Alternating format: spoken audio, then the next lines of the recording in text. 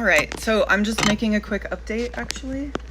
My neck, though, right? I've been working on it. There it is.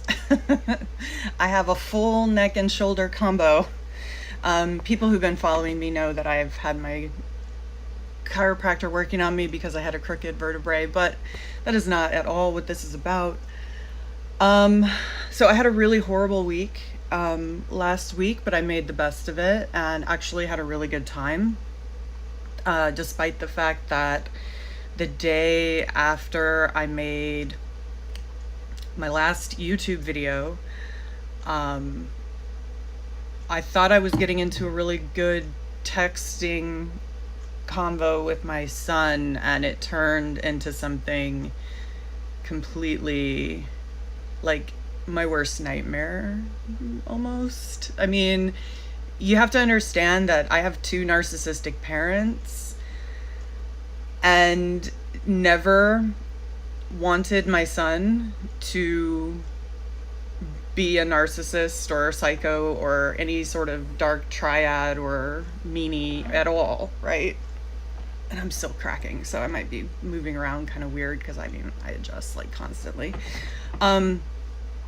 But basically my son snapped out on me for about 100 lines of text and doesn't think his father raped me, I guess, and blames me, basically. It's so weird, like, I don't understand, like, my kids' expectations of me. I think that he wants to be served like a king, honestly. I think my son has a real problem. It's a devastating issue for me. This is like, you know, I'm not saying I wanted my son to be a perfect angel or anything like that, but knowing what people are capable of, especially the kind of firsthand social stuff people are capable of, especially guys, especially good-looking guys, especially, I don't know, guys who, I guess they just know how to work it in an evil way. Like, I know what these people can do and how they can hurt people and ruin lives. And my son, you know, I'm blown away right now. Like, I'm doing relatively great for this situation. You know, I could have been in bed for the last 3 days bawling. But you know what? I did that in my 20s. And I couldn't stop. And I can stop. And I don't have to do that now. I'm in a better place mentally and emotionally than I've ever been in my life. And so for this to happen now is much better than it having, you know, if it had somehow been able to happen 20 years ago, I may have done something regrettable, but it's hard. It's not as hard as I thought it was going to be, though. I prepared for this. I did. I said to myself, like, how are you going to deal with this, or this if that's what happens? You know, my son has been giving me flags for a long time. He was adopted. I put him up for adoption when he was born. And his behavior ever since the second time I've seen him in person, his behavior has flagged. And that's not a lie. I wish I was joking. But when he was 2, he gave me a flag. And I was like, okay. It's not that he didn't seem to want to connect with me. I don't want to really discuss this one because it's a little too animal, you know what I mean? Like, did I just see something that I couldn't have seen? Well, maybe I did, actually. I didn't make a big deal out of it, you know. I didn't. If it looks like nothing to me, I'm not gonna get mad at a baby, you know. So I was just, you know, I was like, well, okay. I'm trying not to have my feelings hurt or whatever. But my son communicated something with me when he was 2 years old. I'm not gonna describe it. However, I will describe what happened when he was 5. When he was 5. He told me that his adopted father molested him over the phone, and I freaked out. I wasn't even sure if he had actually said it or if I had imagined hearing it.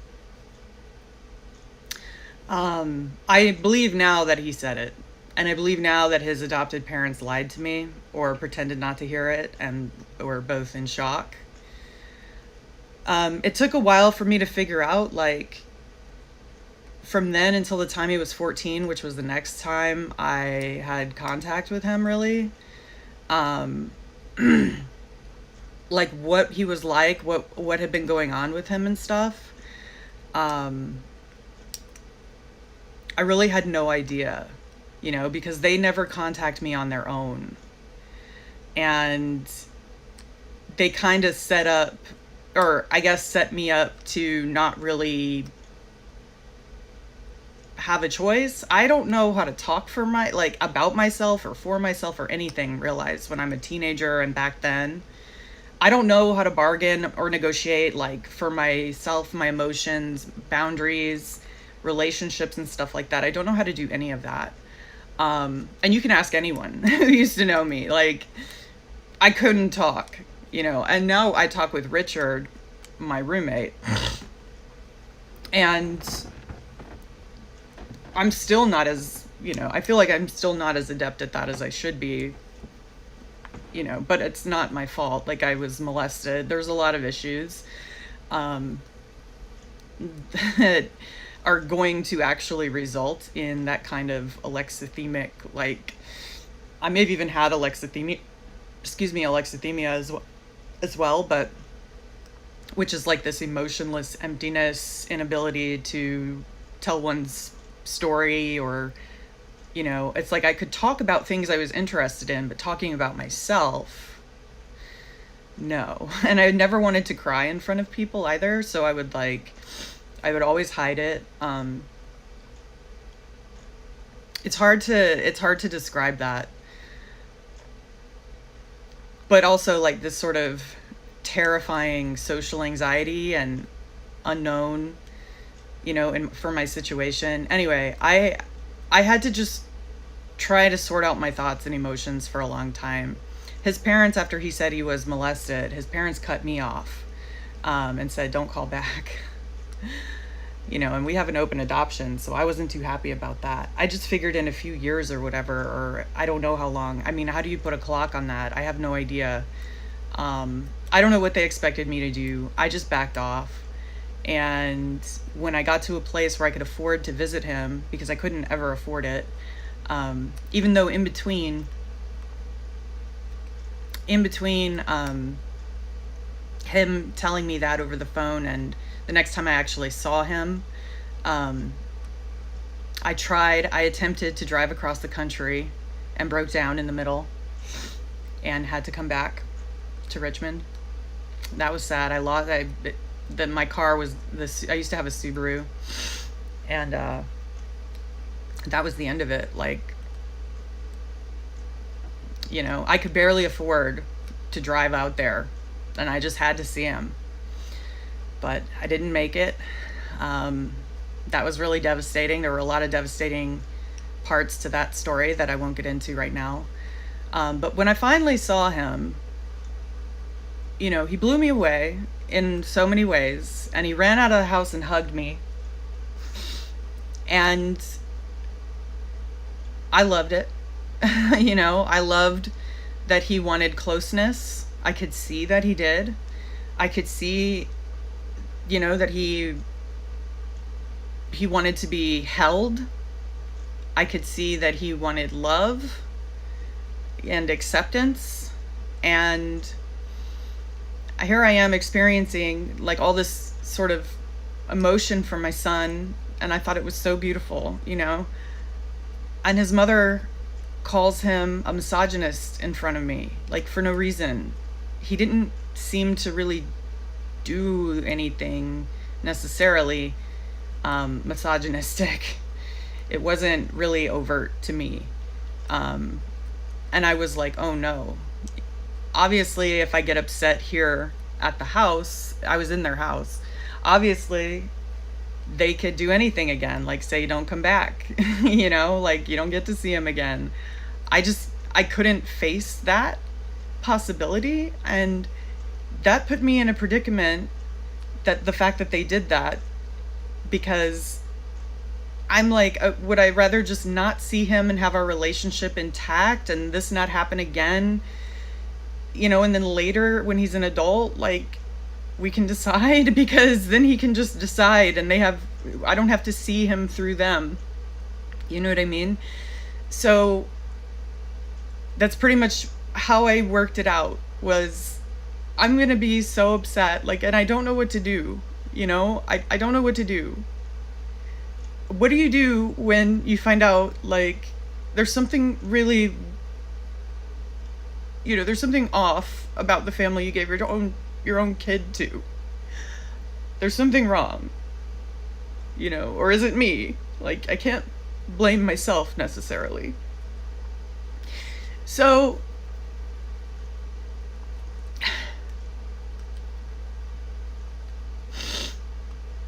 I thought that he and I were going to have a good relationship. Now that we started texting and he talks to me, and I send him stuff about family. I send him my content links, just in case he wants to see it. It's like I hate myself for not making content about this, but my life was so bad. Like, it was so hard. I couldn't even wrap my mind around putting it on the internet. Like, I don't want to say that people should be ashamed when they have hard lives, but it was just too much shame. I didn't want to. I would definitely have said, I don't want to say I would have said the wrong thing, but I definitely would have said some things that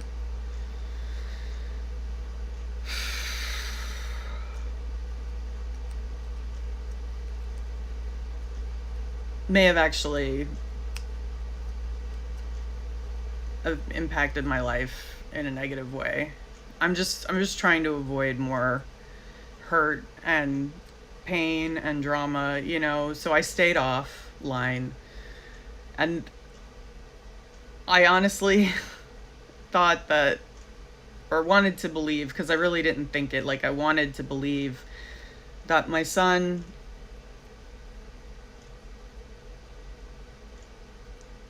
just honestly knew better. Honestly.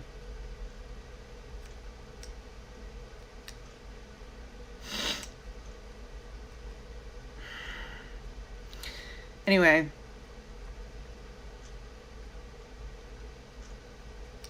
His father has been telling people in his family that he didn't rape me. And he said that to his friends when this happened. He's been saying it since I've been pregnant. And I want to, content warning right now, I'm about to describe a statutory rape. And it's kind of a textbook case as far as why we have these laws in the first place. It's exactly that kind of case where you go, oh, what if this girl isn't a slut? And something, and this guy's taking advantage of it. It's like, yeah, that's exactly what happened. I gave in to a guy who was 25. I was stranded at his house. His friends left me there. They had been smoking crack the night before. They didn't tell me. We just went to some show or something and saw a band, and I was just dancing. And I danced with his dad a little bit. Like, it wasn't really a whole lot. He was way more into it, obviously, than I was. And I mean, I was having a good time, don't get me wrong, but I wasn't on crack, And they freebased. So I'm thinking, you know, in the morning, I wake up on this guy's couch, which was fine, but they were supposed to take me back to their place as friends, and my car was at their place. So I was stranded, and he lived out in the middle of nowhere. Anyway, I think it was around, it was probably before, a little bit before 11, maybe around 10-ish. He came out and said, "Oh, I'm not going to bother you," or anything like that. And I was like, "Oh, wow, okay, cool." But again, I characterize it like that. And back then, I really didn't have any emotions like that I could display, or I don't want to say any real thoughts, but I had a lot of emptiness, and I couldn't even really hear the sound of my own voice correctly. And I can now. It took a long time. It didn't even start making sense, like the way I sound, my voice didn't even start making sense to my mind until like my late 20s. So I'm not saying that like everybody who has had sex with me raped me or anything. It's like, no, you know, but a 25-year-old person is a fully formed adult, you know, and here I am, definitely not a fully formed adult. At 17 for sure. Like, I'm probably autistic as well, and absolutely not. You know, I just seemed older than I was, I guess, to some older guys, because that's what they wanted to see. Also, I think they wanted to see older women who were more like me. Does that make sense? So in their heads, they turn it into, well, I want to see more of that, so I'm just going to tell her she is what I wish she was. Or like what I wish, so much like what I wish she was. I mean, that's what they're doing, you know. So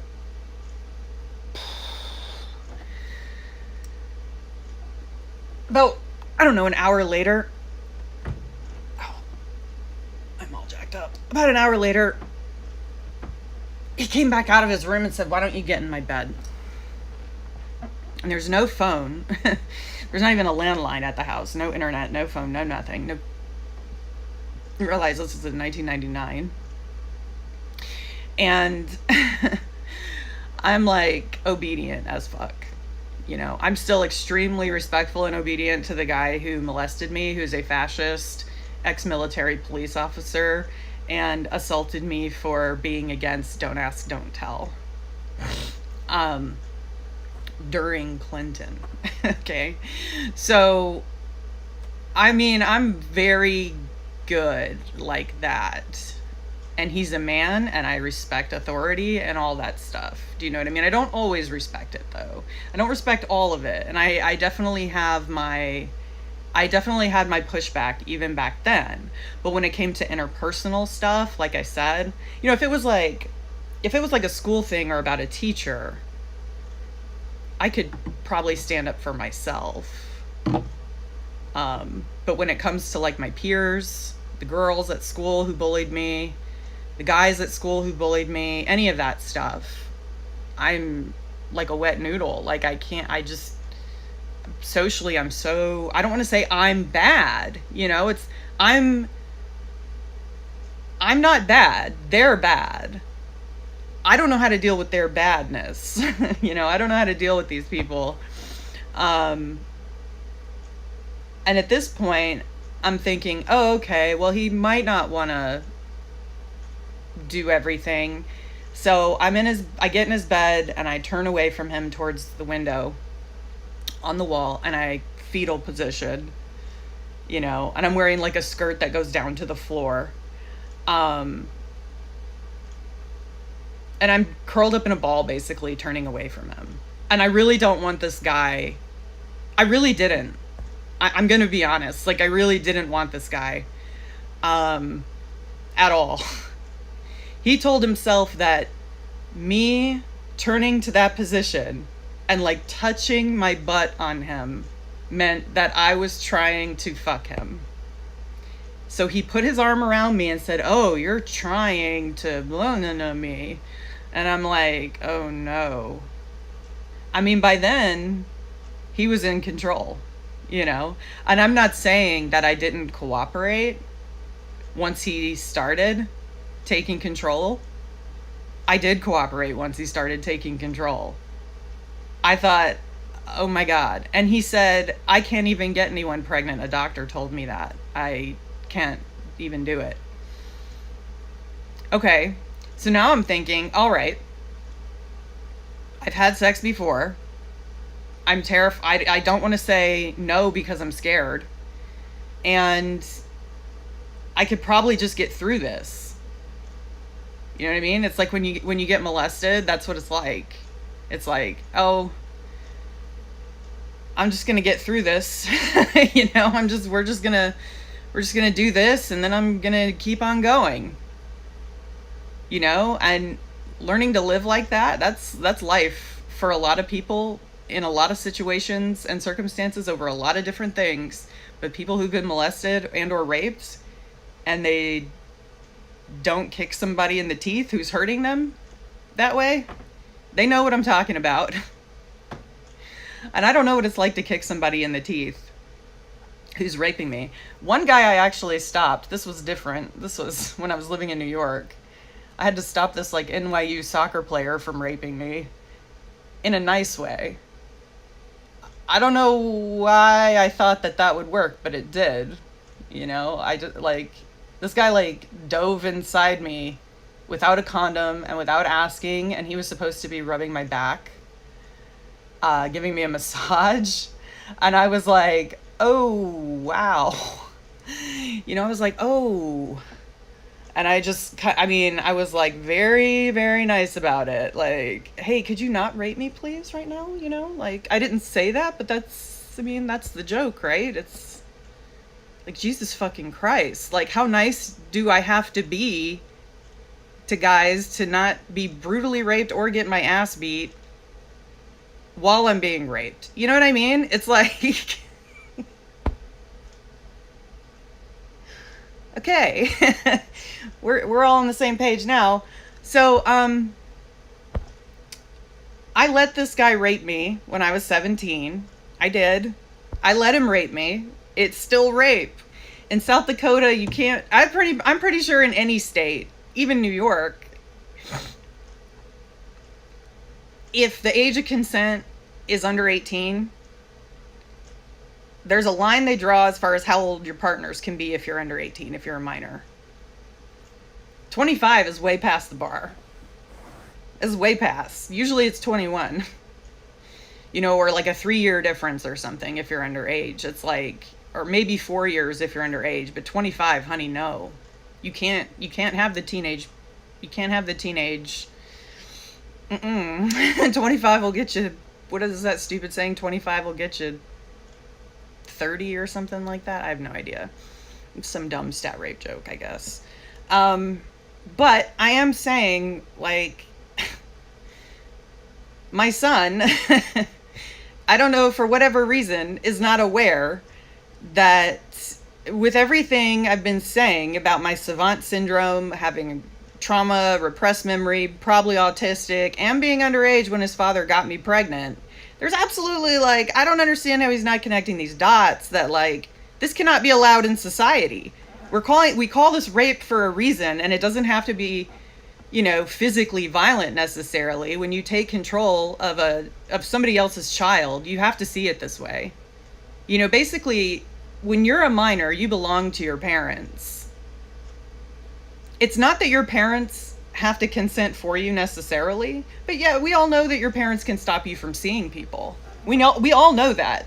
We all know that effectively your parents can cockblock the you know what out of you, because they can tell you what you can and can't do to an extent, and you have to either fight them, get around it, you know, rebel or whatever. But most kids obey their parents. So what was I supposed to do? You know, I'm obedient. Who am I supposed to obey? My parents? Well, if that's the case, I'm going to let this guy get me pregnant. And that's what happened. And he lied about it. He lied about not being able to get anybody pregnant. Now he has six. Now he has like 6 kids. Ours might be his 7th. His first might be his 7th kid. I'm not even sure he has a ton of kids. It's absurd. And he's telling everyone that it just isn't rape. You know? Like, him claiming that I came on to him, that's what he's probably telling people. I mean, effectively, that's what he's telling people, and that's defamation per se. Like, that is absolutely defamation.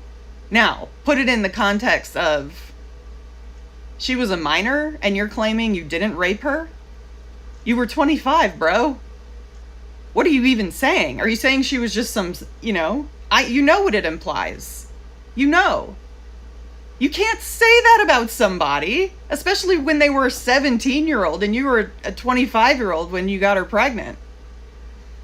Oh my God. This guy, his father is the dumbest man on earth, I swear. Like, what, in what world, bro? Like, in what world? In what world? Is it the 17-year-old girl who is somebody's child, who's owned by her parents still, basically? In what world is it her fault that you did this? Why don't they see that? I've seen that the whole time. Like, it's pretty obvious. No parent wants this to happen to their daughter. Oh, except for mine. Oh, okay. So I don't say no parent, because we know there are parents out there who do want this to happen because they want their daughters to have babies out of wedlock for whatever reason. Like mine did. Or my father and his wife, actually. You know, my mother definitely didn't want it. My mother knew. My mother knew that my life would be very hard if I had my son. But she didn't try to make it better for me or help me or anything. And she knew. And she told me herself, your life's going to be really hard. Like, if you don't get this abortion, I want to drive you to. She offered to drive me to take me to get me an abortion. I was an idiot back then, and I should have had one. And now I know that. For sure, for certain. I mean, all this time I was suffering in poverty for decades and so forth, I knew that my life would have been easier economically, physically, my body, all of that. The costs would have been so much less to me if I had had an abortion. Even if it had traumatized me. I'm sure it would have. Would it have traumatized me like the adoption? No. And no one would be the wiser if I had an abortion. It's not like people would miss him. He would have never been born. And I'm not saying he should have never been born. Because by the time I was 9 months pregnant, he should have been born. Okay? The fact is, if I had let my mom drive me 8 hours to the abortion clinic, the nearest one, I would not have unleashed this fucktoid hellspawn onto the world. Okay? So now I live with the fact that I suffered a lot for this. That is no fun. I like fun, and I like laughing, and I like love, and I like good things. You know? My roommate is so tore up about this. He wanted me to have a family so badly. He's finally accepted the fact that he's my chosen father. We went out to brunch yesterday to this awesome place in Richmond, and we were talking about it. He gets it, and he's being very good. I've never seen him try to cheer me up before, and he got it so good. He just started putting it out. He's been doing it for days. He's autistic, so it's, you know, it's not something he's gonna, like, I guess, he's also a guy, but whatever. There's traits involved with that. He's He's trying. He's trying. And it's really great. It's really nice. So I am really grateful for that.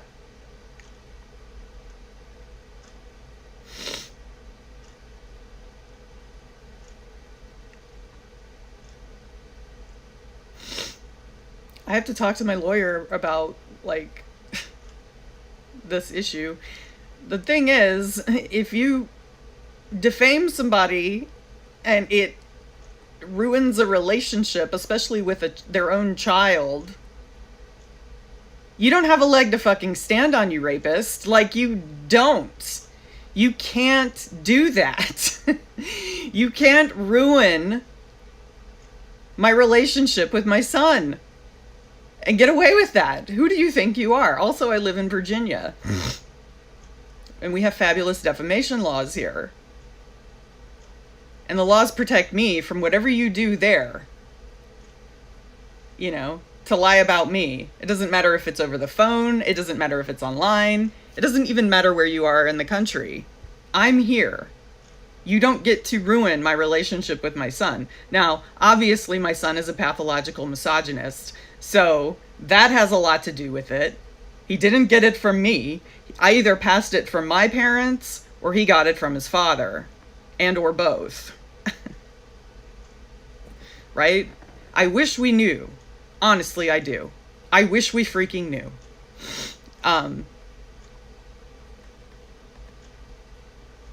But, you know, this whole thing made me think about boys being adopted and how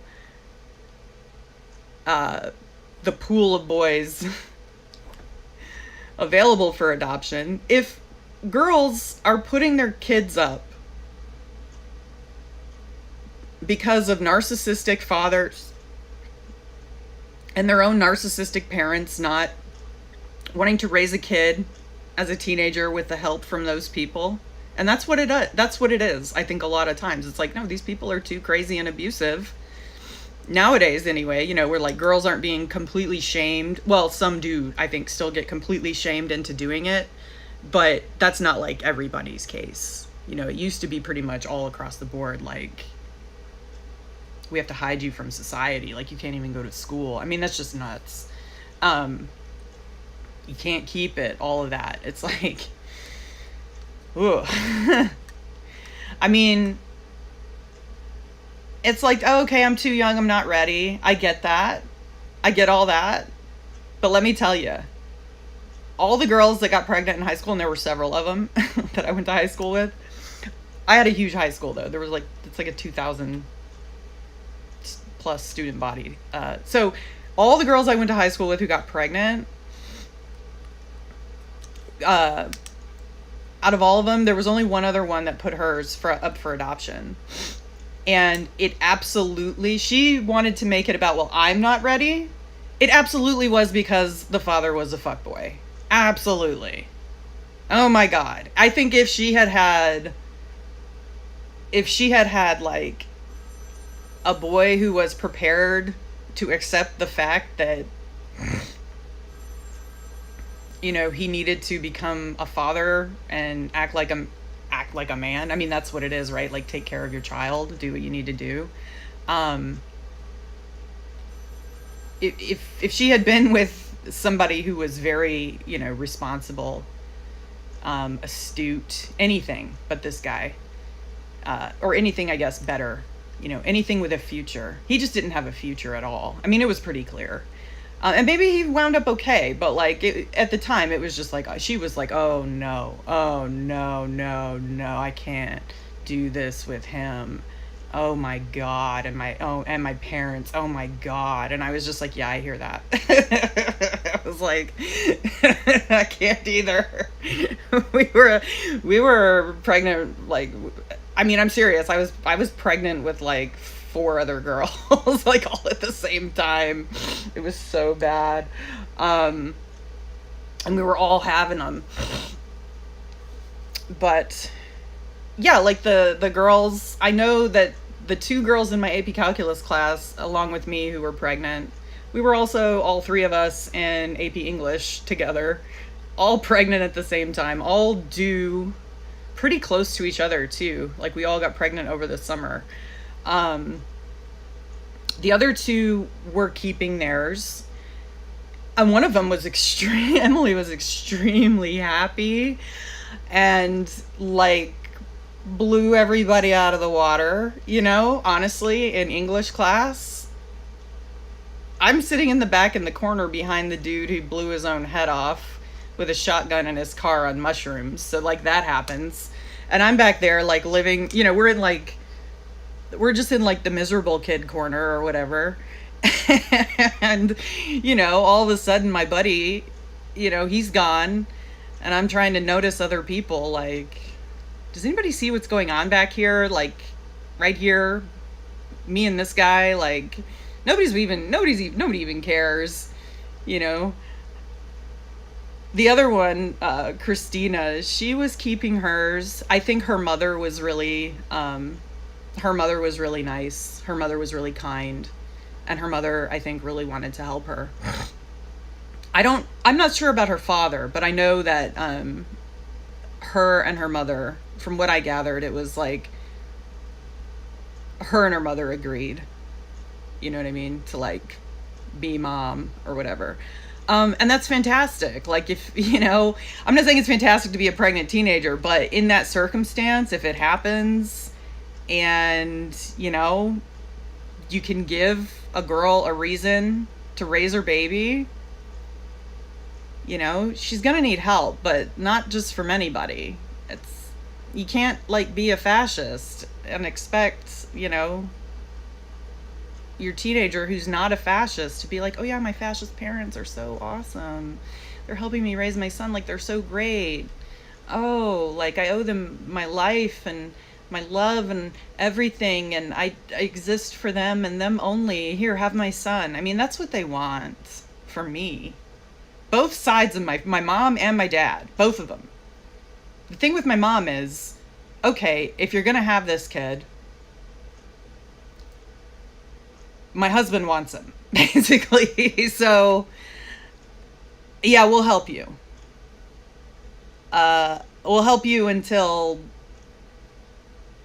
who knows? I mean, who knows how that would have turned out, but at the time, of course, I had my theories. And I've mentioned that before. Looking back on it, I wondered if they would have gaslit me. Of course, they would have gaslit me, but gaslit me to the point that I would not have been able to function and, like, in school, and in order to complete, this is what I think my mom was hoping to wedge me into. Like, they were going to stress me out while I was in school, even though they would be watching my son, like, to the point where I'd be like, can he just stay with you? I just need to get through school, here and there, or even for, like, weeks, months at a time. No, you child molesting white supremacist. And I know he's a real one. He has slave owner ideation. No, you can't. And thinking about now how Josh is maybe a narcissist, maybe he's a psycho, or he definitely has ADHD. I mean, he's one of these people who's like, he's one of these guys who wants to jump on this boys got left behind nonsense and, oh, I was adopted, so, nobody understands my pain. It's like, bullshit, dude. Bull fucking shit. You think your parents don't understand your pain? They have it way worse than you, bro. Like, maybe you're just feeling pain because your parents are feeling pain, to tell you the truth. Maybe you need to realize that it's not even you. Maybe you need to realize that you feel bad because your parents suffered a little bit. But especially me. I'm sure his father wants a lot of sympathy. He probably wants more than I want for all of his suffering. Because he's a greedy human. He's a bastard. Like, he's not going to think about fairness. He's not going to think about me. He's not going to think about what he did. He's not going to think about ruining my life or ruining my relationship with my son. He's not going to think about, he's not going to think about any of that. He was man enough to make the baby, Abby. Okay? He was. He knows how to make a baby. He's not a caretaker like me, who clearly doesn't know how to make a baby. Whatever. So, yeah, that's my story right now. I prepared. I couldn't have prepared any better, honestly. I knew flag after flag after flag. I knew there was something wrong with that little shit. And, now he's a grown man, POS. And I don't care. Like, I don't want a relationship with him, honestly, after what he said to me, after what he texted me.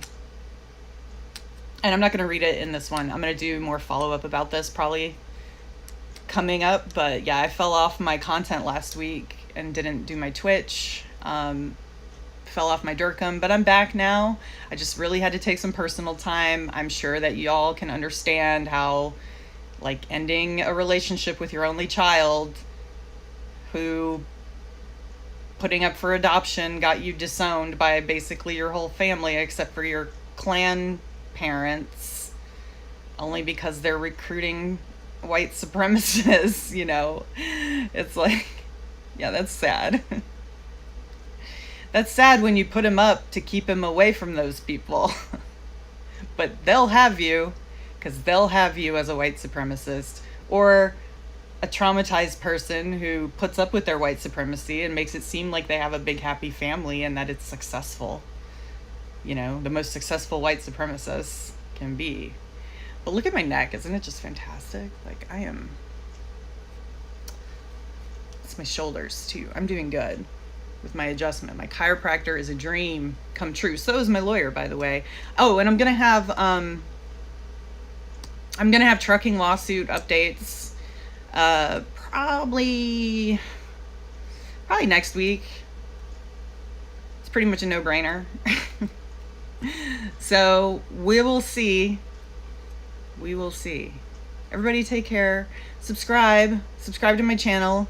I have this new Raspberry Pi Zero thing. It's got the Wi-Fi and the Bluetooth. I have it hooked up to my look at this thing. Isn't that sweet? No, it just looks like a little plastic box. Well, what's inside is awesome.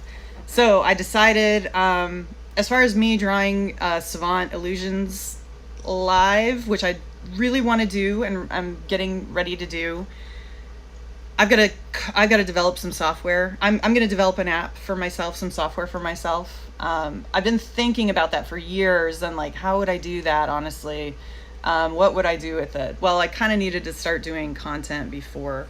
I have a lot going on, but I kind of needed to start doing content before I figured that out. And then I figured it out, and it was like, oh, brilliant.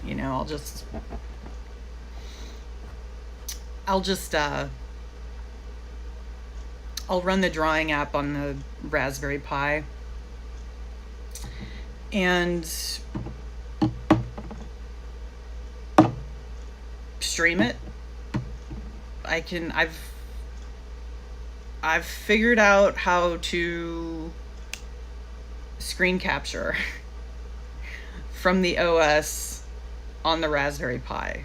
So I'm working on it, y'all. This is a work in progress, obviously. Yeah, so my drawing sessions are coming. They're coming, I promise. And remember, I don't know what I'm drawing when I'm drawing. Sometimes I just draw lines that don't mean anything.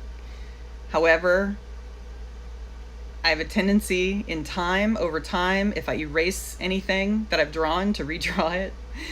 And these crazy, very complex abstract drawings. And sometimes they wind up being like profound, perfectly sideways, surreal, illusory illustrations, right? I don't know when it's going to happen. All I know when it happens is I feel so relaxed, like genuinely relaxed. And, through this whole period where I'm like, oh, I can't relax and all that, I need to be doing more of these drawings on my own, even if I'm not recording them. I was in a bad place, let me tell you, before I knew the truth about what my son is. Do I think that he's just testing us? No. No, I don't. Um, there's a way to go about maybe getting the results that are going to come about in my favor, maybe, that he could have been a part of and not done it this way. So, I'm not going to fool myself into believing that it was just a fluke or something. My son is a misogynist. I've unleashed upon the world. It is my worst nightmare, please believe it. I've thought about it for so long that now knowing it, I can actually continue to live my life and not feel like I'm a prisoner anymore and it's weird how to describe it that way, but that's exactly what it's like. It's like I feel like my son has been manipulating me the whole time, since he was a baby, even since he was 2 years old. I can't deny that I feel that way. And I can't deny that it's extremely disappointing, that I don't want to blame his parents for stuff, but it's extremely disappointing. I feel like they're a little bit too hands-off. I'm not saying spank him. I'm saying they're a little bit too hands-off as far as his mental stuff. They are too naive in the fact that they want to believe that he doesn't need intervention, having been adopted. He should have been in counseling, therapy.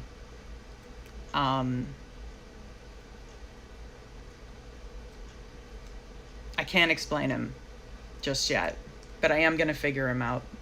I know that there is a pattern of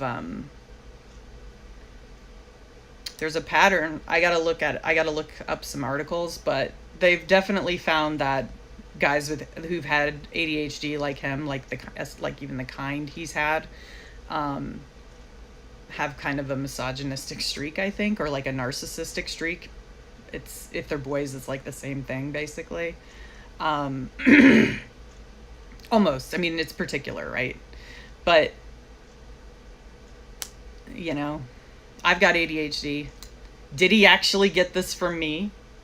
Maybe, but it looks different on me. You know what I mean?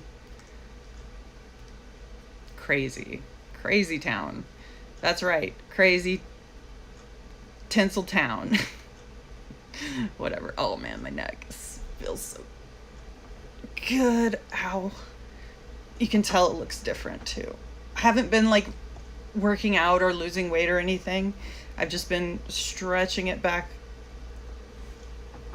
up like that and doing stuff like this and adjusting it and just trying to get my shoulders back, and then they finally came back. Look, oh, so nice. All right.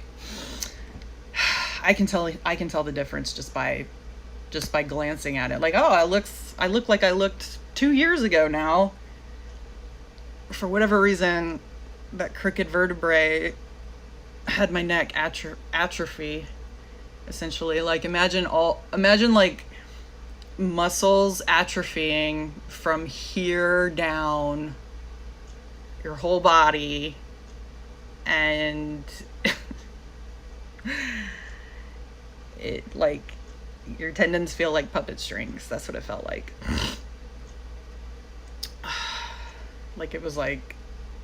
It was like my muscles were not sitting on the frame right anymore, and my head was definitely on crooked, that's for sure. And I feel it now.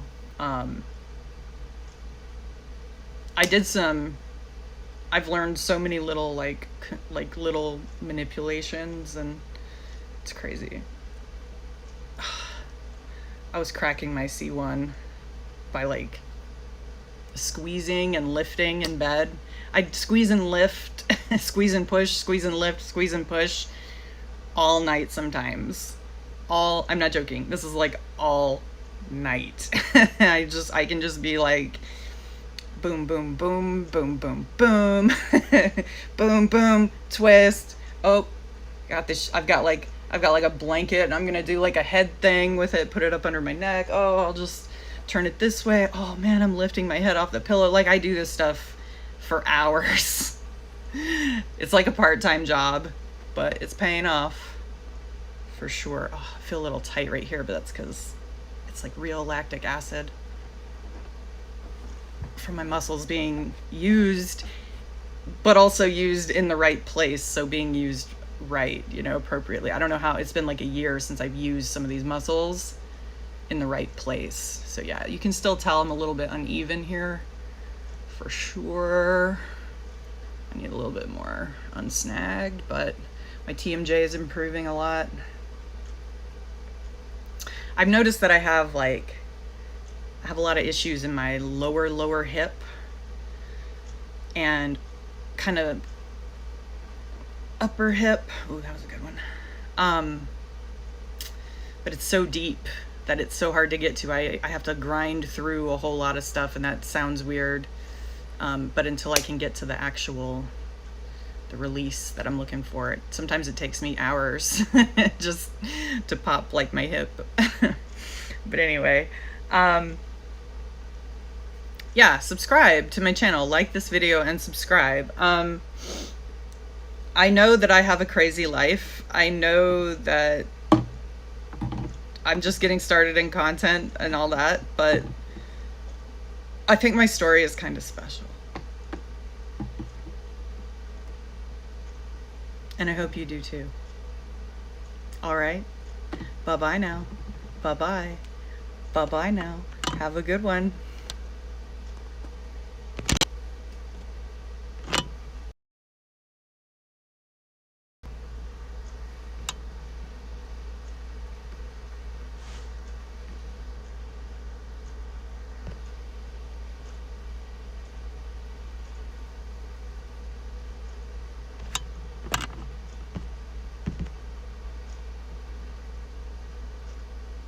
And we're still live because why not?